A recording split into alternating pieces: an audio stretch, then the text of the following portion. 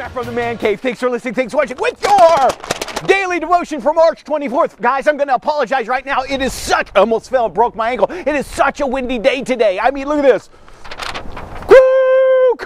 I mean, look, it flew way over there. That's crazy. Hey, today we're going to be in the book of Joshua, chapter 24, verse 15, and realize what's happening here. Joshua is giving his farewell speech. He's saying, adios, amigos, I'm going to heaven, okay? Verse 15 of a man that's about to go on to be with God. It says this, okay? And if it seem evil unto you to serve the Lord, choose you this day whom you will serve, whether the gods which your fathers served that were on the other side of the flood, or the gods of the Amorites in the land which you dwell. But as for me and my house, we're always going to serve the Lord. Friends, I love that text. He's asking them. He's basically saying, here's the thing. If you don't want to serve Yahweh, if you don't want to serve Jehovah, if you don't want to serve the great I am, don't. But choose. It's the same thing. Watch this very carefully. That Elijah said to the people, okay? There's all these people on Mount Carmel. Hundreds of thousands of people. And here's the thing. Almost 1,000 false prophets. And he says, whom are you going to serve?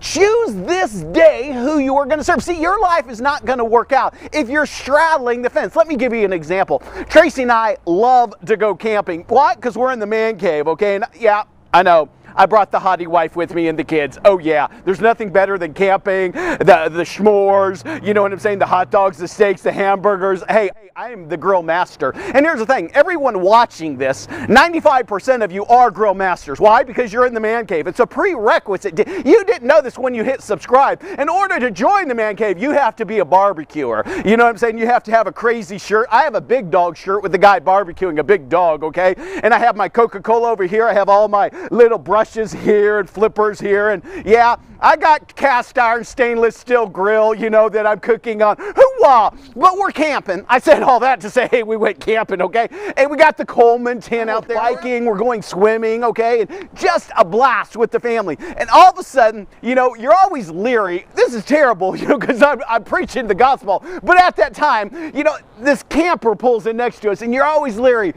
You're always thinking this, man. Here's the thing. Let's just tell the truth here on the Man Cave. I hope it's not some psycho that's next to me on my campsite. Some crazy maniac. And he parks and he gives me the courtesy wave like you always do at the campground. I'm thinking, okay, seems like a nice enough guy.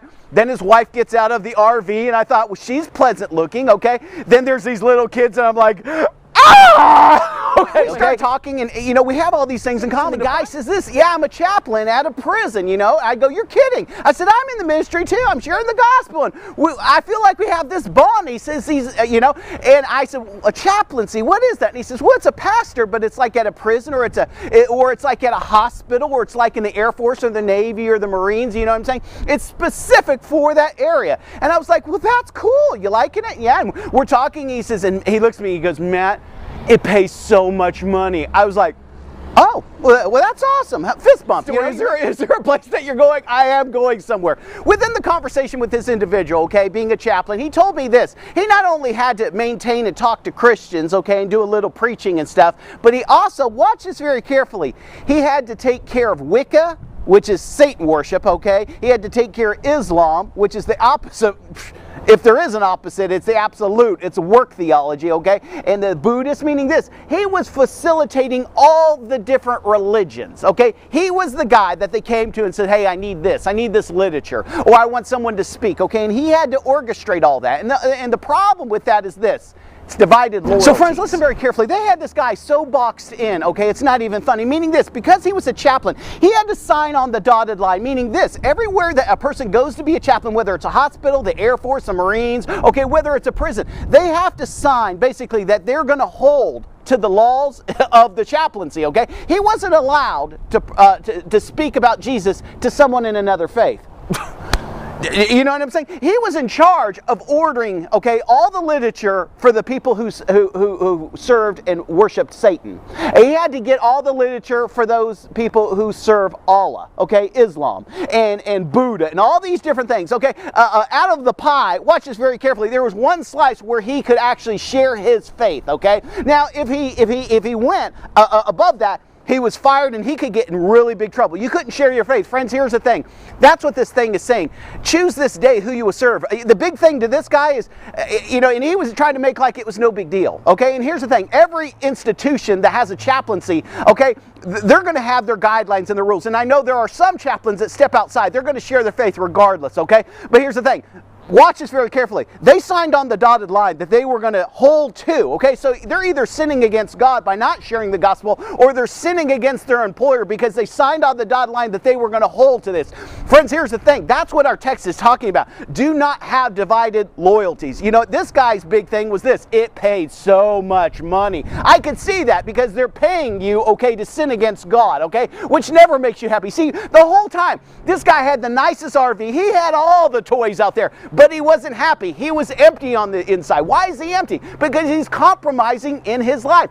Joshua is saying, choose this day whom you will serve. Okay, so you can't, honestly, from my perspective, okay, I could never be a chaplain. I couldn't do it. Why? Because I'm going to share the gospel of Jesus Christ. If there's a person in a bed, and I don't care if they're Islam, I don't care if they worship Satan, I don't care if they've met the Pope or any of these things, okay, they could have hung out with Buddha while he was here on life. I'm going to share the death, the burial, the resurrection of Jesus Christ, because without Christ, you're going straight to hell. You're not collecting $200. You're not going around the board again, okay? It has to be that way. Jesus says, if you will profess me before men, I will profess you before my God. Can you imagine there's someone on a deathbed and they're of another religion? And here's the thing, you know they're dying, you know they're going to hell, but you've signed on the dotted line that you have to zip it. Watch this. It was such this big thing about respect. We want to respect their wishes, their belief systems. Back to our camping story, okay, back to the burgers. Just kidding. Let's go back to the guy that's next to me. Here's the thing. Why is he staying at that job? Because he had an issue with it. Money. Friends, here's the thing. Money destroys so many people. It makes you do things that you normally would not do. Some people have to have power. Some people have to have success. They have to feel successful. They have to be respected. They want people to look up to them, okay? Here's the thing. That's their God, or it's materialism. Friends, you can't serve all those things. Listen very carefully. You have to choose this day who you're going to serve. I'd say this. If you want to be smart, serve Friends, God. I guess what I'm trying to tell you is this. If you have to take one thing home with you and put it in your lunch pail and walk it home, it's this. Whatever you're doing, you can't compromise. Whether it's at work, whether it's in a relationship, men, listen very carefully, whether you're dating and it's in a relationship, whether it's at church, it doesn't matter where it is. There is no compromise. Okay. What you want to do is be a man of integrity, okay? You want to choose this day, which is God's camp. I want to get out of these camps. And for some of you, what you need to do is you got to get out of those camps. You've been camping at the wrong place. You've been camping at camp compromise, okay? Here's the thing. Lousy campground, okay? No returns, and you pay way too much to stay. Get out of compromise. Be like Joshua. He says, as for me, meaning this, he's a leader. He's not only a leader on the battlefield because he kicked butt on the battlefield for Jesus Christ, okay? But he's a leader in his family. He says, as for me and my house, okay, we choose to serve the Lord. Meaning that's what you want to make. You want to make a declaration in your life that you're not going to compromise. God never laughs at sin. God never laughs at sin. Why is that? Because it cost him his son. Yeah, your sins are paid for, and it didn't cost you anything, but it cost him his life. His blood was spilt on the ground so you could live in victory and have that mercy and grace, okay, and have all of God and have forgiveness, okay? Don't take the cross. Don't take Jesus' life lightly. Don't sin stupidly by camping at the wrong spot in your life. And here's the thing, if you've been camping, friends, let me just share this with you and we'll end here. I know you're like, Matt, you're rattling on. I know I am. Stick with me, guys, gals, okay? Listen. If you've been camping at the wrong spot, and you know it's the wrong spot, here's what I want you to do. I want you to take down the Coleman tent, okay? Pack it up, put it on top of the RV, okay? I want you to get all your power equipment, everything that you brought, your barbecue, all your stuff, put it in the back of the Suburban, okay?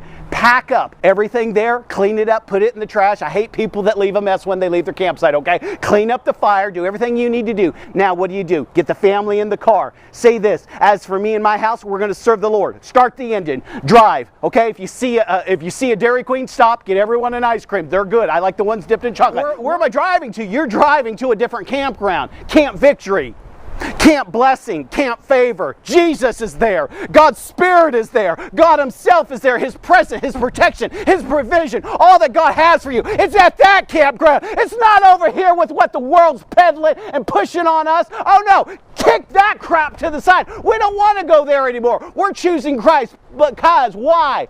As for me and my house, we're going to serve the Lord God Almighty. Hoorah! We serve the host of the angel armies of heaven. Have you ever heard of a better title of God in the whole Bible? The host of the angel armies of heaven. That's the camp you're in. You're not in this camp anymore. Get out of there. You've given your life to Jesus Christ. That was the old you. Yeah, the old you may have wanted to do that, but not anymore. Pack up the Suburban. We're leaving and getting the Dairy Queen ice creams and going.